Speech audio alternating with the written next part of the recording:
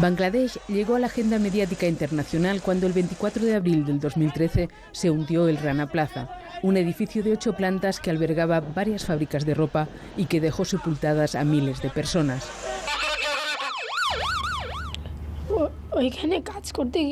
Jamás podré olvidar el momento. Niños buscando a sus madres, cadáveres desnudos.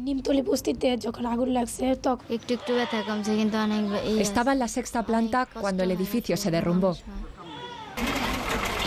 Fue el momento en el que la ciudadanía europea descubrió que una buena parte de la ropa que compraba en los grandes almacenes estaba fabricada allí y empezó a preguntarse por las condiciones de trabajo. Un equipo de televisión española ha viajado a este país.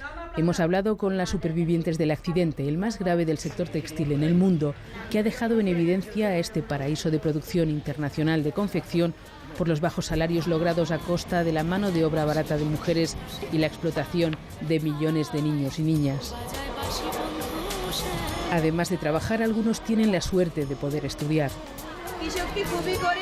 Hemos visitado sus escuelas y los acompañaremos a los suburbios en los que sobreviven en la capital, Dhaka, una de las ciudades más pobladas del planeta.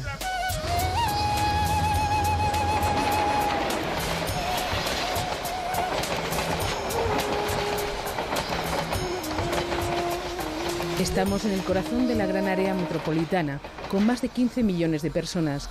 Aquí los rascacielos conviven con chabolas sin electricidad ni agua potable que albergan hacinados al 25% de los habitantes de la ciudad. La falta de infraestructuras es una de las razones por las que Dhaka está creciendo con rapidez. Sin carreteras o trenes para desplazarse a la periferia, los trabajadores están obligados a vivir cerca de los talleres y fábricas para llegar caminando. Aquí vive la mano de obra barata que ha hecho posible que Bangladesh se haya convertido en el segundo exportador mundial después de China. Más de 4 millones de personas trabajan en el sector textil, en su mayoría en las fábricas de la ciudad. La falta de derechos laborales y los sueldos mínimos de los más bajos del mundo convirtieron a Bangladesh en paraíso para las grandes multinacionales del textil. Un paraíso que quedó en evidencia el 24 de abril del 2013, día fatídico en el que se derrumbó el Rana Plaza, un edificio de 8 plantas que albergaba varias fábricas y que puso de manifiesto la desprotección y las duras condiciones de trabajo. Un año después del accidente todavía se están buscando restos de las víctimas y la mayoría de los supervivientes no han recibido indemnización. El solar permanece en ruinas. Vemos a gente escarbando a menudo con sus propias manos con la esperanza de localizar metales para vender. Hace poco más de un mes aparecieron todavía restos humanos. Oficialmente murieron 1.138 personas, en su mayoría mujeres. Otras 2.500 resultaron heridas. Muchas quedaron mutiladas.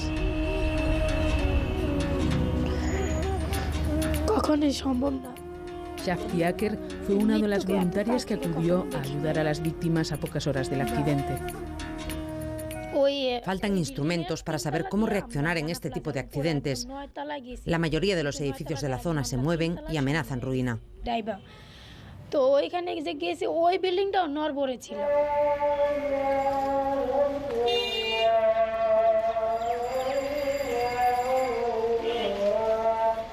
En el barrio donde estaba el Rana Plaza localizamos el centro de rehabilitación de Sabar. Nos encontramos con algunas supervivientes que con el apoyo de voluntarias intentan enfrentarse al pánico que todavía les produce trabajar en un edificio cerrado.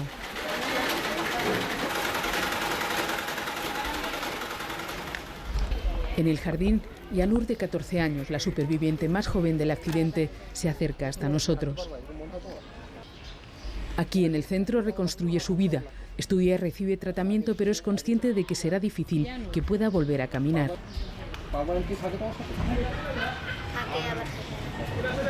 He recibido como compensación del accidente 70.000 takas. Apenas 700 euros por una vida de invalidez.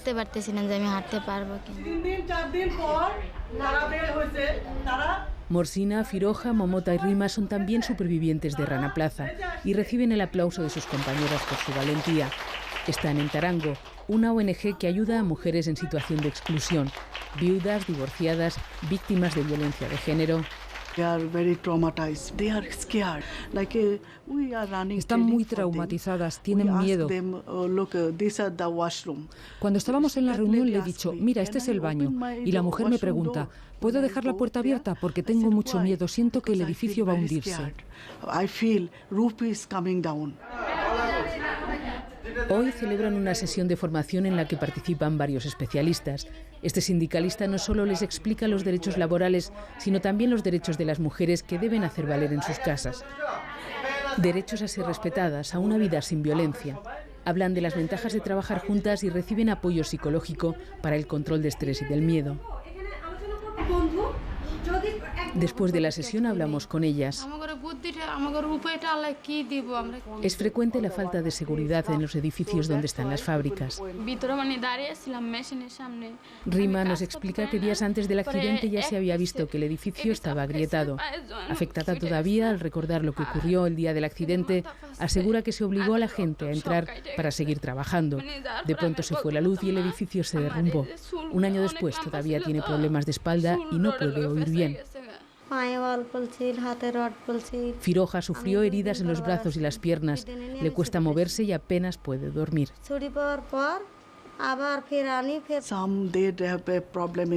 Algunas de ellas tienen problemas en la columna vertebral, también en las piernas. No pueden estar de pie durante mucho tiempo, no pueden doblarse, muchos problemas, increíble. La lentitud de la distribución de indemnizaciones se hace cada vez más insostenible para las víctimas. Se han recaudado solo 17 de los 40 millones de dólares comprometidos. Apenas 9 de los 29 minoristas que debían contribuir al fondo lo han hecho. En este taller de Tarango, cuyas máquinas han sido financiadas por la Agencia Española de Cooperación, hay agua potable y se entrega una pieza de fruta al día. También hay ventanas al exterior que permiten la ventilación y la entrada de la luz. Se trabaja para multinacionales del textil, pero la ONG ofrece garantía de que aquí se respetan los derechos de las empleadas. Poco que ver con las deterioradas condiciones que ofrecen la mayoría de las 7.000 fábricas de Bangladesh. Tras el accidente del Rana Plaza se han logrado algunos cambios. Más vigilancia en la calidad de la construcción de los edificios, en las instalaciones eléctricas y en las salidas de emergencia. También se ha subido el salario mínimo, que ahora es de 5.300 takas, 53 euros al mes, aunque sigue siendo uno de los salarios más bajos del textil en el mundo. Las fábricas construidas ex profeso y que negocian directamente con las marcas parecen tener mejores condiciones, más ventilación, etc. Pero luego hay otras construidas en barracones, en edificios en los que igual hay 2 o 3 fábricas, y esto no es seguro. Hay maquinaria pesada, materiales pesados, que sobrecargan la propia estructura de los edificios. El gobierno se ha visto obligado también a ceder en la legalización de los sindicatos.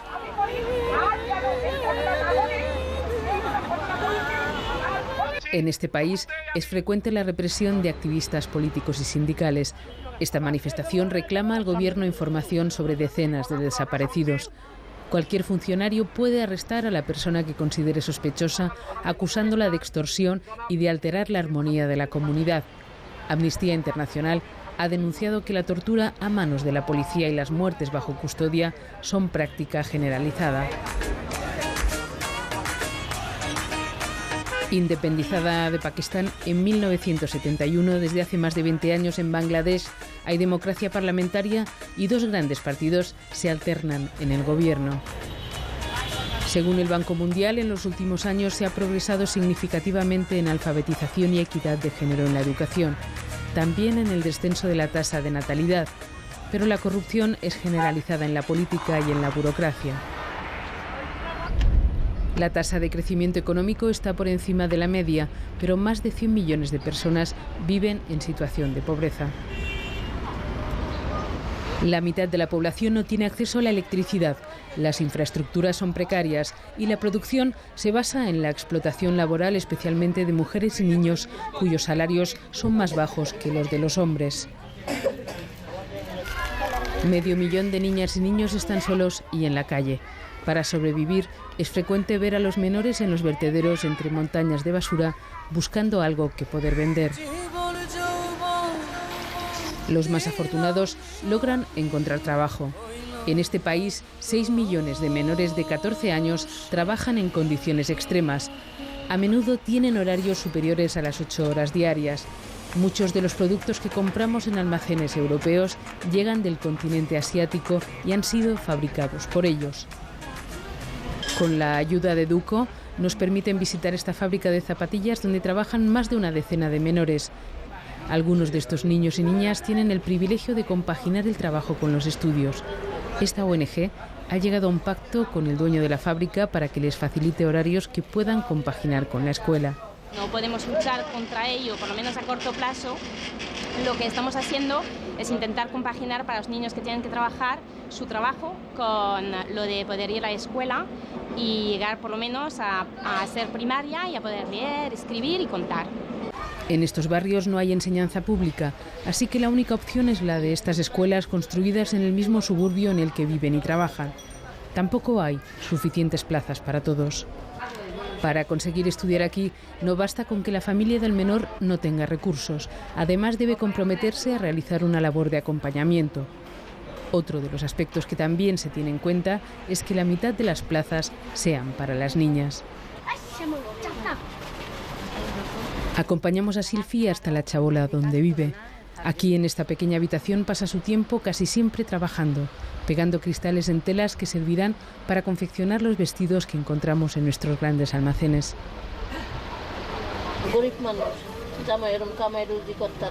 Su madre nos cuenta lo importante que es que Silfi aprenda a leer y contar. Quizás ella pueda salir de este lugar. Pero para Silfi y para estas niñas su destino no depende solo de lo que aprendan aquí. A lo largo de su vida se encontrarán con numerosas situaciones de riesgo, de abusos sexuales en los lugares donde están trabajando o en su propia casa. También será importante evitar un matrimonio precoz. Casarlas implica para muchas familias una boca menos que alimentar. Más de la mitad de las mujeres del país han sido casadas antes de los 16 años y según una encuesta realizada en la capital, el 40% ha tenido relaciones sexuales antes de los 15. En esta escuela de Korail son habituales las sesiones de trabajo con madres y padres para concienciarles de la importancia de no casar a sus hijas prematuramente.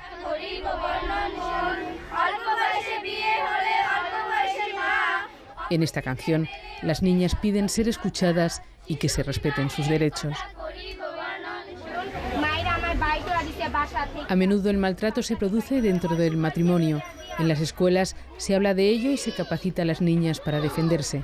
La educación y la formación están incidiendo especialmente en la mejora de la vida de las mujeres. Vemos que las mujeres participan más en la fuerza de trabajo y en los procesos de tomas de decisión. En la política, sí, es un progreso lento, pero la situación es mejor que, por ejemplo, hace 10 años. Algunas de las profesoras que hoy hay en esta escuela fueron antes alumnas y piensan su futuro como profesionales. Abogadas, educadoras sociales nos cuentan que su vida es sin duda mejor que la de sus madres. Ellas han podido elegir y lo tienen claro.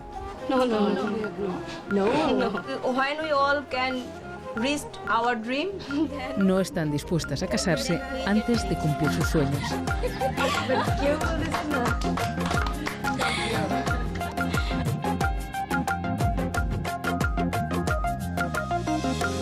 আমারে আসিবার কথা কইয়া মান করে রাই রইয়াছ ঘুমাইয়া আমারে আসিবার কথা